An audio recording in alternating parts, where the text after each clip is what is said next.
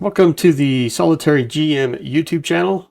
Welcome all my subscribers back and anyone else who is joining us today. This video is about the Snap Oracle.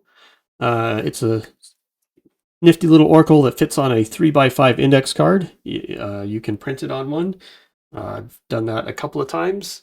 It does work. I can show you that right now. Here is the Oracle printed on 3x5 card. I have another copy of it sitting right here on the desk. It's pretty neat, but we're not going to try to read it off of that. I'm going to bring it up on here. This Oracle was produced by Mazie on, well, I ran across it on the Soloist Ventures Discord channel, and she was kind enough to give me a copy, so we're going to play around with it a little bit. So let's go over it just real briefly. It's not very complicated, so we can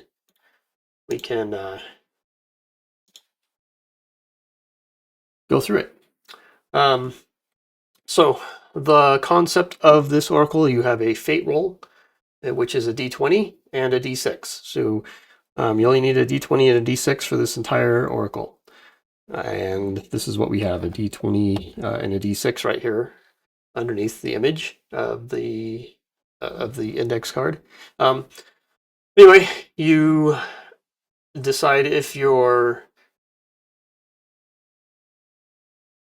decide on your target number based on if you think the outcome is highly likely, likely, 50-50, unlikely, or highly unlikely.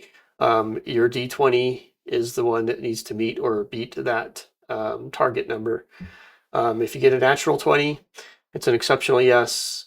If you beat it, it's a yes. If you don't beat it, it's a no. And if you get a 1, it's an exceptional no. The d6, this rolled along with it, is a momentum die. And that die tracks, tracks who holds the scene, has the momentum. So a scene exists in one or of two states. Either you are dictating the pace of the events, or the environment is dictating the pace of the events.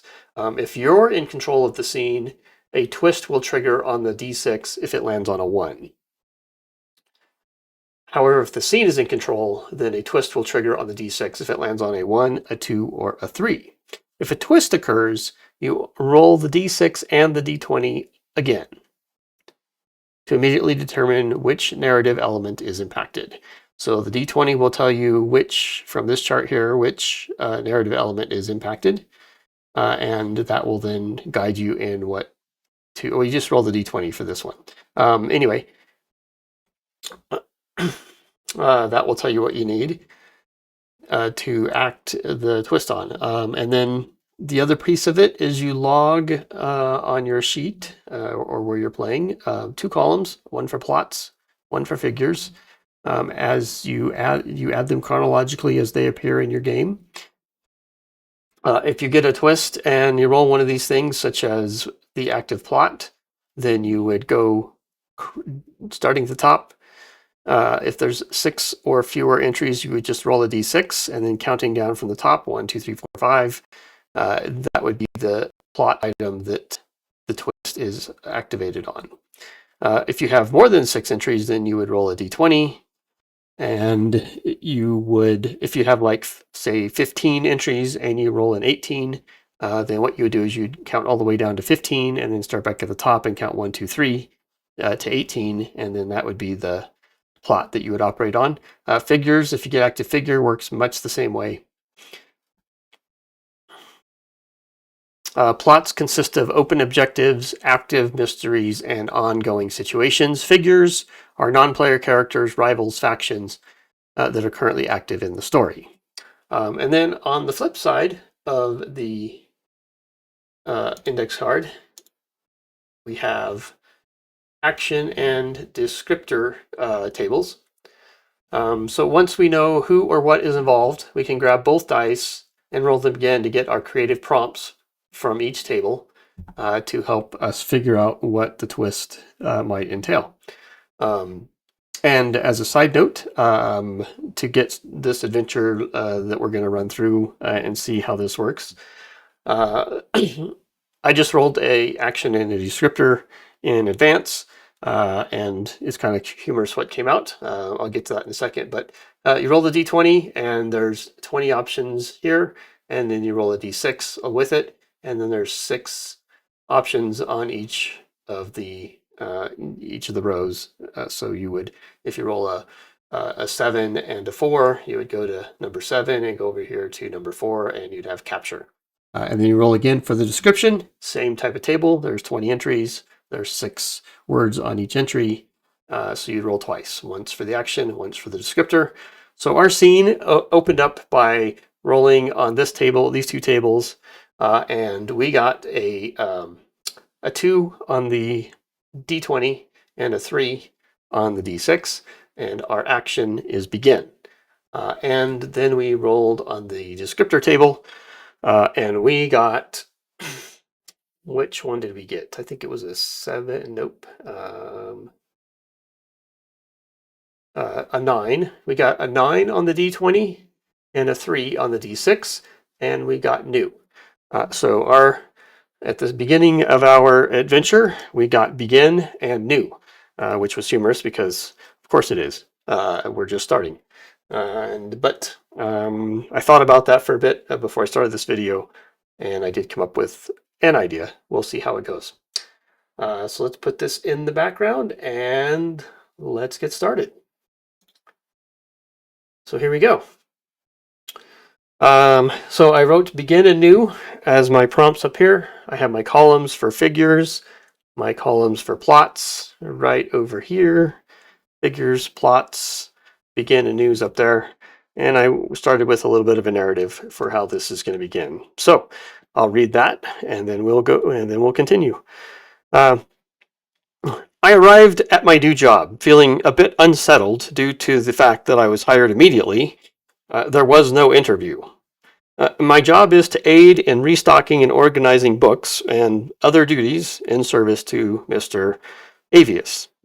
So I would say our plot is the job that we now have, and Mr. Avius is our figure that we know of at this point.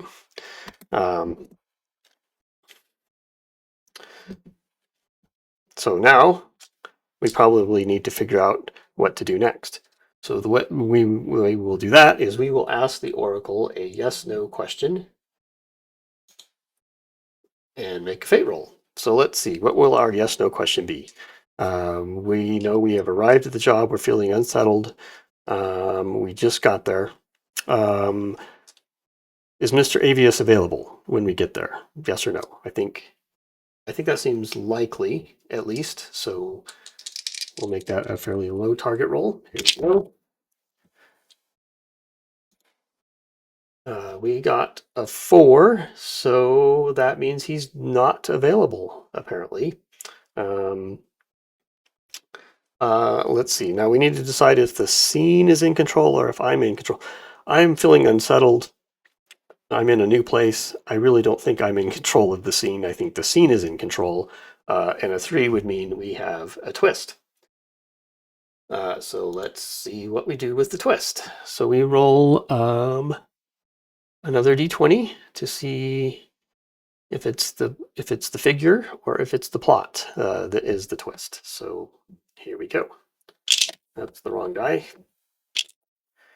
We get a 13, and that is the figure. So Mr. Avius is the plot. So that means, and he's because he's our only figure at this point. So that means we need to consult the back of the Oracle. And we roll on the action table. Let's see what this implies for us. We get a 20 and a 6. We get anchor. I believe that is what that word is. Anchor, yes. So let's write that down. Anchor. And we'll roll again for our description. We get a 12 and a 6. Shaky.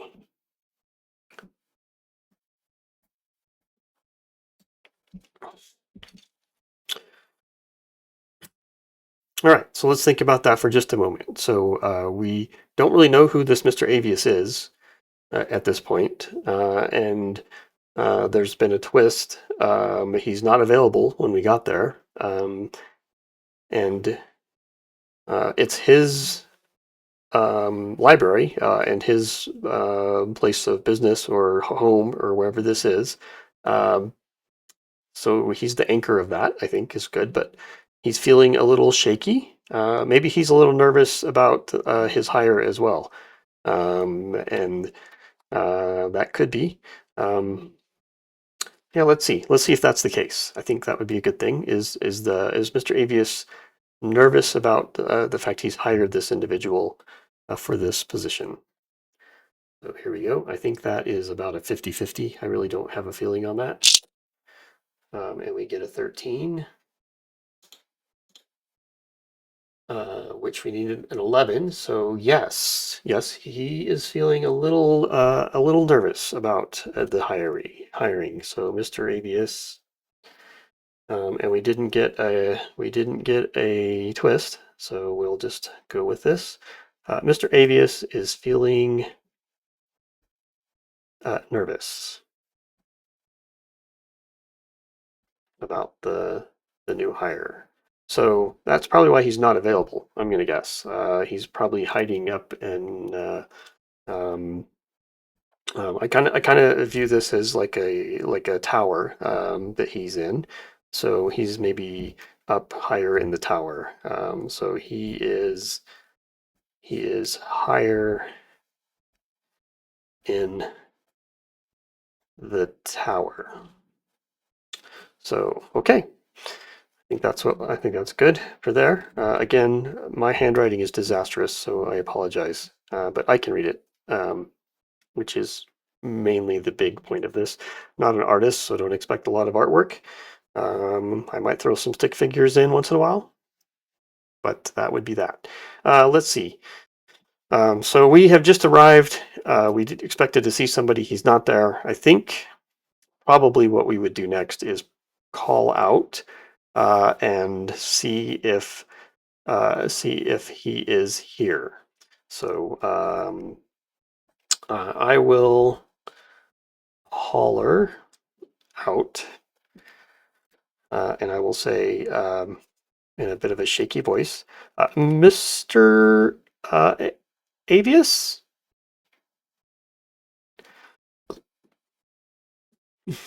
Yeah, it's and what's my name? Um,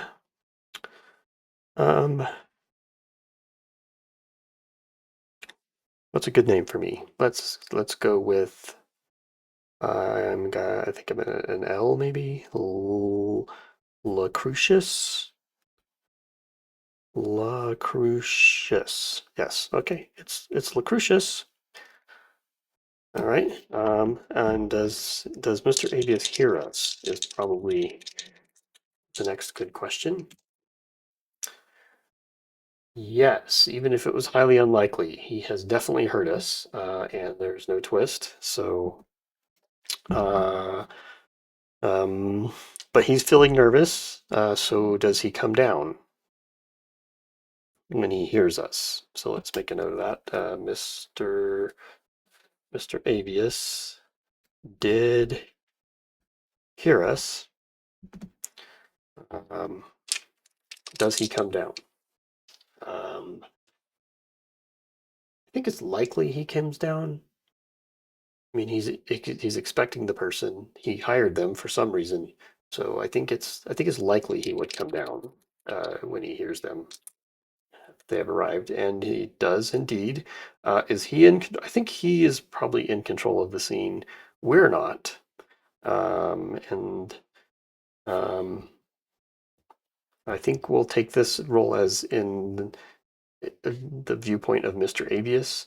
So he is in control of the scene. It's his house. He's the one that deciding whether he's going to come down or not. So that is not a twist in this case. So he does decide to come down the stairs and greet Lucretius. So Mr. Avius does come down the stairs to meet us. And when he does, he greets us.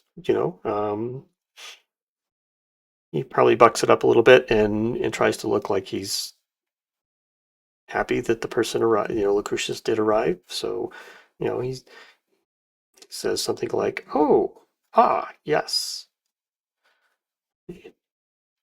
you're here." Maybe a bit surprised. Maybe he's a little earlier than he thought. Maybe that's why he was upstairs. You're here. Let's see, what else? Next we have, we probably need to give our Lucretius guy a job at this point, tell him what he needs to do. So I imagine we don't need to roll for that. Mr. Avius will begin to show Lucretius and let's see. So the first job that Mr. Avius wants him to do, is it going to be to organize his bookshelf, or is there a bunch of books perhaps that need to be stacked? They're stocked up in piles and need to be shelved. So let's go with, are there books that need to be shelved? That will be our question. It's 50-50 because it's either this or the other thing, I think. Yet we get a 10, so no. No, and we get a 1, so that is a twist. So the books don't need to be stacked, so I think that means the books need to be organized, and then we have a twist. So let's deal with our twist. We roll a d20 for our twist. We get a 16. So a new figure arrives. So, okay, a new figure arrives. So we have a new figure that arrives. So if someone comes in the door, is it someone that's coming in the door, or is it someone who is in the tower?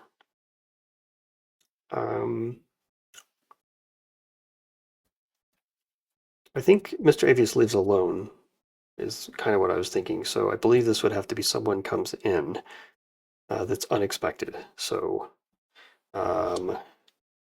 let's grab the back of our oracle and roll on our action and our descriptor and see who this new figure, why this new figure has showed up, and what it is they are going to introduce to our story. So we get 18 and number 1, that is overwhelm. Okay, so overwhelm. And our descriptor is 11 and 2. So 11 is rigid, overwhelmed and rigid. All right, so I think we need a name for this person. I think they're probably, let's see if they're male or female. I think we'll just use the D6 for that. They are, we'll just use the oracle because that's what we are here to do. So is this new person a female or a male? I think was a good answer, and then we'll get back to the overwhelm and rigid. Give us a moment to think about that. So I think it's 50-50. I think it could be either male or female. So what we have, it is a female, I believe, is what we have determined. And no twist. So our new figure is a female, so we'll need a female name. Let's go with Mrs. Rigid, overwhelming, and I think we'll go with Mrs. Crankus for this one. So a Mrs. Crankus enters the tower. um, and is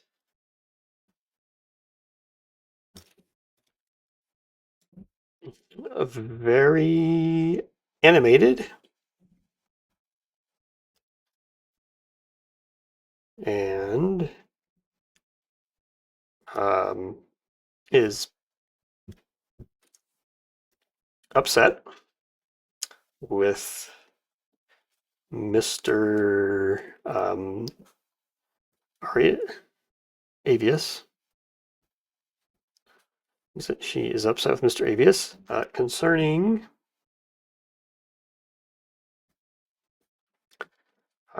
some recent dealing with him. And she is not going to back down or be shooed away. She's going to remain. He's going to have to deal with her. She's just commanded the attention of everything at this moment. So he's going to drop everything with Lucretius and leave him be and deal with Mrs. Crankus. So. Um, um, all right. So, what is it that what is it that she is upset about exactly? I wonder if we can figure that out. Let's see.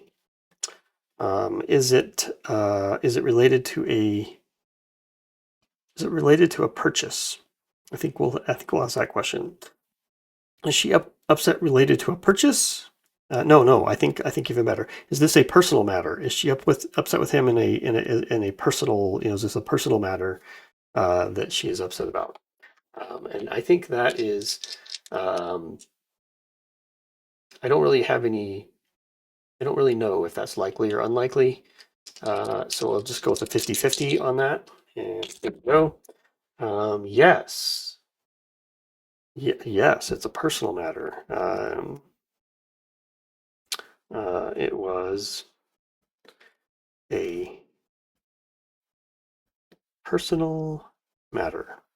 All right, well, what do we know about Mr. Avius at this point? Mr. Avius lives in a tower and he has books. Um, is um, is Mr. Avius does Mr. Avius know magic? Let's see if Mr. Avius knows magic. He might be a magician. Um, and he has books and a tower. I think this is a likely answer, given what we know. Libraries are not usually in towers, so um, yes, I think this will go likely for this. And yes, Mr. Avius appears to be some kind of a mage, um, or a wizard of some kind. No twist. All right, so the personal matter could be related to um, let's see, Mrs. Crankus contracted him to resolve a personal thing. Maybe she wanted to look younger. Did Mrs. Crankus want to look younger? And I think that is, based on the name, highly likely that she would want to look younger. So let's see what we get. Yes, yes, she wanted to look younger. Mrs. Crankus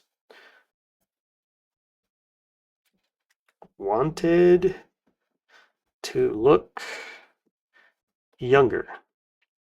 Um, and and we have a twist. So that might be what she's upset about. So let's go ahead and roll on our twist. First, we roll the d20 to see the twist is about. 14 is an active figure. All right. We only have two active figures, so it's either going to be Mr. Avius or Mrs. Crankus, this twist. So here we go. We roll a d6 and we get a 1, Mr. Avius. So this twist is about Mr. Avius. That's not what I was expecting. Let's see. So Mr. Avius So Mr. Avius, he knows why she's here, uh, and he knows why she's upset. That's what this means. But let's roll on the action and descriptor and just see what he's thinking um, about this. So here you go. We get a 17 and a 6. Let's put the other image up for you. Okay, 17 and a 6. That is 17 and 6. That is counterfeit. Oh, okay, counterfeit. Uh-huh. So Mr. Avius pulled a sneaky maybe on her. Let's see what the description is. 15 and 3. Rich. Oh my. Maybe Mrs. Crankus is rich and he saw an opportunity to swindle her, and she has found out about it. That seems. I think he gave her a counterfeit spell to make her look younger, which didn't work, and she is rich. And while he did, he know how to make her younger. Let's see. Did Mr. Avius know how to make Mrs. Crankus look younger when she came to him the first time, or did he not? So yes or no, did he know how to do that? I think that's not a very easy thing to do for wizards to do, probably. I mean, it could be like an illusion, but it wouldn't really stick. So to actually make her look younger would be quite a feat. I think it's pretty unlikely that he could actually do that. Um, so let's take a look here. Is it unlikely or highly unlikely? I think in this case it's highly unlikely he knew how to make Mrs. Crankus look younger. So let's let this rolls indeed. Yep, he did. He did not. So, yep. He's not a very honest fellow. We've learned. So Mr. Avius immediately knows why she's here. Yeah, we got that right. Mr. Avius knows exactly why um, Mrs. Crankus is here. Good. Just checking the time. I think we'll continue this on for maybe another 15 or so minutes, and then we'll try to wrap it up a bit. He does know exactly why Mrs. Crankus is upset, and it's due to the fact that he gave her. He sold her a bill of goods, basically. Uh, he he sold something. I'll just put it this way to her that he did not know how to do. So, what is he going to do now that she has called him on it? It's a good question. I'm running out of paper, so I'm going to put this one aside, and if we need to add a plot, or do we have a new plot at this point? I think we kind of do, actually, because we no longer are talking about the job. We now have this thing between Mr. Crankus and Mrs. Crankus and Mr. Avius going on, and that plot is the fraudulent transaction. We'll call that the fraudulent transaction. Okay, move this over here, and we'll continue on. So, what is Mr. Avius going to do about this? That is our question now, because he knows why she's here, and he knows why she's upset, and she is very rigid about getting this resolved. So, does he offer to refund her money? Let's see if he goes there first. That I think that is probably. I mean, that'd be the first thing he thinks of, but I don't think he has a lot of other options. So yes, let's see. Let's see if he refunds her money. Is this likely? Um, I'm going to go with it's unlikely that he does this because I think he probably wants to keep the money.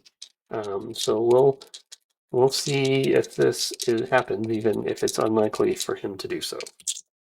3. No. uh, yeah. No. He's like, nope. We're keeping the money. No, that is not it. I think in that case we'll ask another question right away. Um, Rather than keeping her money, or rather than giving her a refund, I think he's going to offer her he's going to offer to try again. I think that's what he's going to this seems likely. I think this is likely what he would offer. Let's go for that. 6, no, no, and we have. Ooh, now we have a twist. No, he doesn't offer that either, and we have a twist. So, Mr. Avius does not um, offer a refund, um, and he does not offer to redo the making her younger, the younger spell, we'll call it the younger spell. Okay, so we have a twist that we have to deal with. All right, so let's see what the twist is involving. It's a 17. It is the current scene. Okay, that seems likely. So it's this thing that's going on between Mr. Avius and Mrs. Krankus. So let's roll on our action and our description and see what we get. So here we go with our action. 3 and a 4. We get transform. Okay, that is very interesting. All right, and our I lost the die. There it is. Yep, the die went under the desk. That definitely happened. All right, let's see. We have description. 8 and 5. 8 and 5. Oh, we have a transform and relic. That is an interesting development right there. So instead of offering a refund and instead of offering to redo the younger spell, maybe he has come into possession of a relic that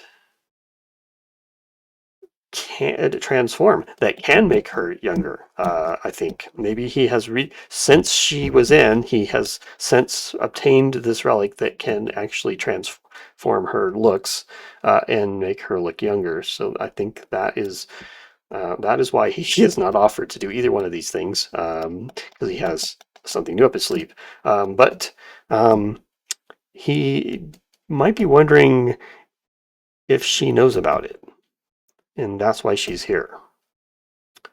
Because then that might be something else that has happened. So let's ask the Oracle. Does Mrs. Krankus know about this relic that could transform her? So let's make a note of that. We've decided that this relic that Mr. Avius has recently acquired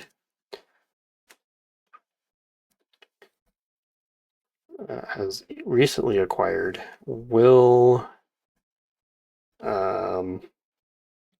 make a person look, that's the key. They will look younger. They will not be younger.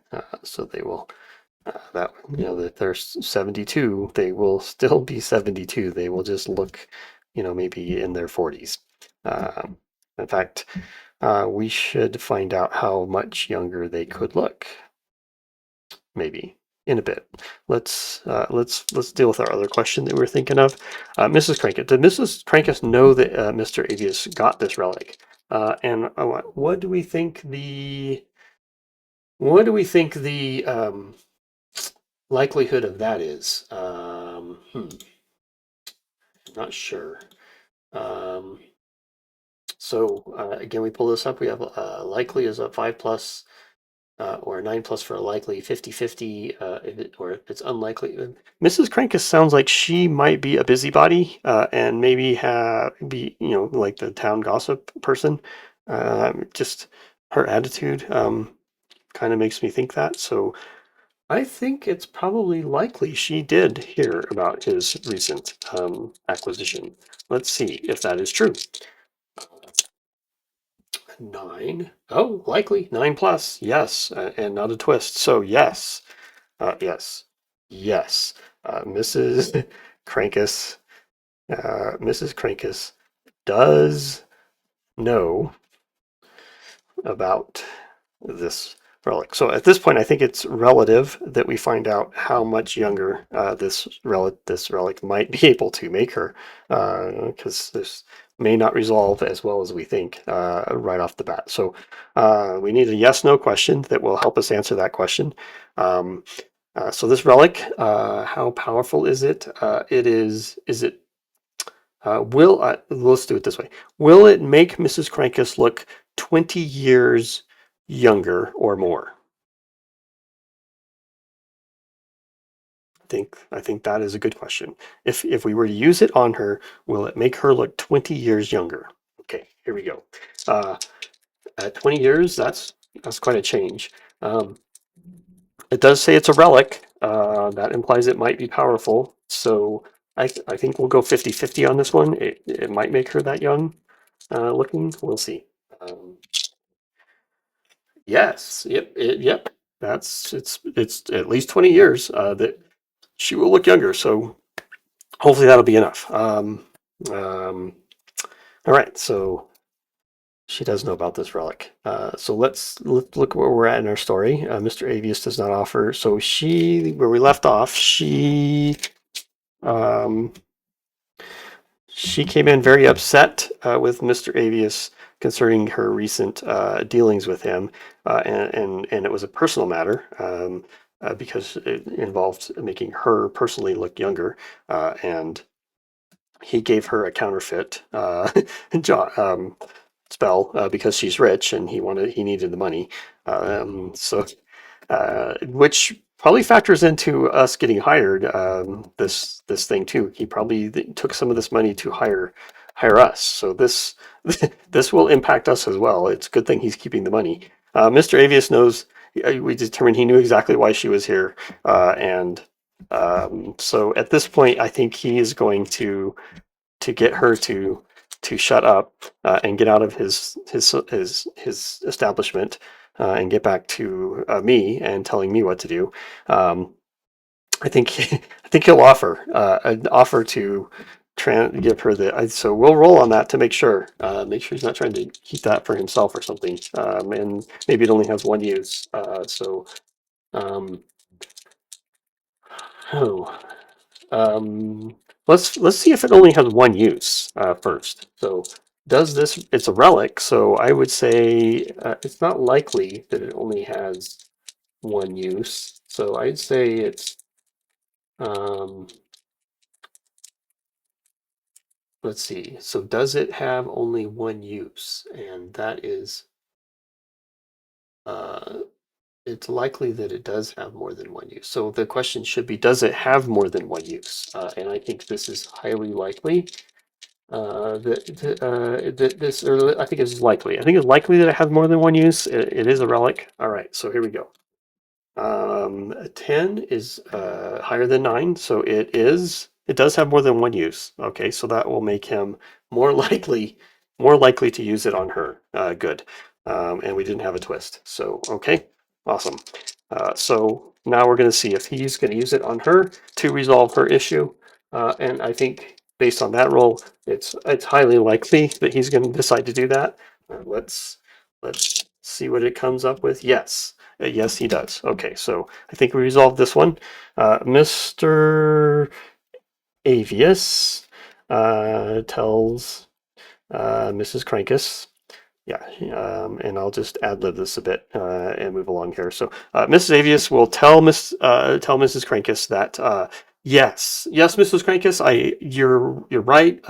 That didn't work. I apologize. I thought it was going to. I really.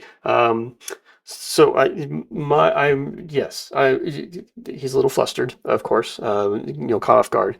But I've recently come into possession. I can resolve this.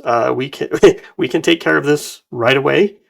Just give me one moment. Let me go. Let me go retrieve the item. Just please call it, just be calm. This matter will be resolved, I assure you. And Mrs. Crank, let's go ahead and ask, does Mrs. Crank's resolve miss things for Mrs. Crank is at least temporarily? Is she a little less rigid at this point? Yeah, that seems, in her, I think it's unlikely. I think it's unlikely that she is, so we need a 13 plus for that. That she's calmed it. Yeah, nope, she's not calmed down. Is the scene in control or is characters in control? I think the characters are more in control than the scene at this point. So yeah, that will not be a twist. So yeah, she does not calm down. Um, she doesn't trust him, so she's like, you're not going to skip out on me. You don't have a back door. You're going to disappear. I'll know how to find you. I know everybody in town. She tells him so, and he knows that to be true. So yes, he is going to go into the back room and locate this relic that he has recently found that will transform her. He invites her into the back room because this is a personal matter. We don't want to do this out in the front where someone could walk in and watch us. So does he know how it works, though? Uh, yes. Does he know how to work this relic to make her younger? Hmm. Let's see. And is that a likely, highly unlikely? Um, I think we could. I think we could because we don't know. Um, we could make it a 50-50, or can make it a little more fun. So we have highly likely, likely, 50-50, unlikely, or highly unlikely. We have 5 possibilities. So if we roll the d6, that will pick one for us. If we don't get a 6, we get a 2. So it's likely. It is likely that he knows how to use this. So that is good. Okay. All right. So let's roll and see if he really does. He gets a 17, and he knows how to use it. He has gotten Miss Avius out of the front of the store. I think he's very much in control of the scene. So this is not a twist in this case because it is the person that is in control of the scene. So yes, all right. So I think at this point this should resolve this. I think Mr. Avius will bring Mrs. Crankus back to the back room. He will get out the relic. He will do the proper thing that it needs to happen to make the relic work, and he transforms her, and she is so we know she's at least 20 years younger. Um, is there a chance it would fail on her? Seems unlikely. Should we roll for that, or should we just assume it worked? I think for the sake of the story, we'll assume it works. The only thing I'm unsure about is, does she get the full effect of looking 20 years younger, or does it not work as well for her? So, or maybe it works better. So to phrase that as a question, does she look young? Did she get even younger than 20 years off? Did she get even more? Uh, there we go. I think that's a 50-50 roll. So that is an 11 plus target number. Here we go. Did it work on Mrs. Crankus? And did she get to be at least 20 years younger than her parents? She did. All right. So she's at least 20 years younger. Did she get, let's see if she got 30 years younger. That seems probably unlikely that it went that good. But let's see. No. Nope. She only knocked off 20 years. She is 20 years younger, which does meet the qualifications of what Mr. Avius promised her initially. So now she's delighted. he has a mirror for her, and she looks in the mirror, and she's, wow, you really did it. That is fantastic, Mr. Avius. I never doubted you. Oh wow, I can't wait to go tell all my friends. And Mr. Avius is like, oh no, no, please don't tell anyone. I, this needs to be kind of secretive to some degree. This was probably a bad idea. He suddenly realizes to do this for her, but okay. She heads off. She leaves the store. She's very happy. Good. I think at this point we're a good 45 minutes in at this point. I think I've done a pretty good job of showing you how to use this note card oracle. Um, it's pretty cool. If you have like an away kit and you want just a simple little game, uh, all I have here is 2 dice.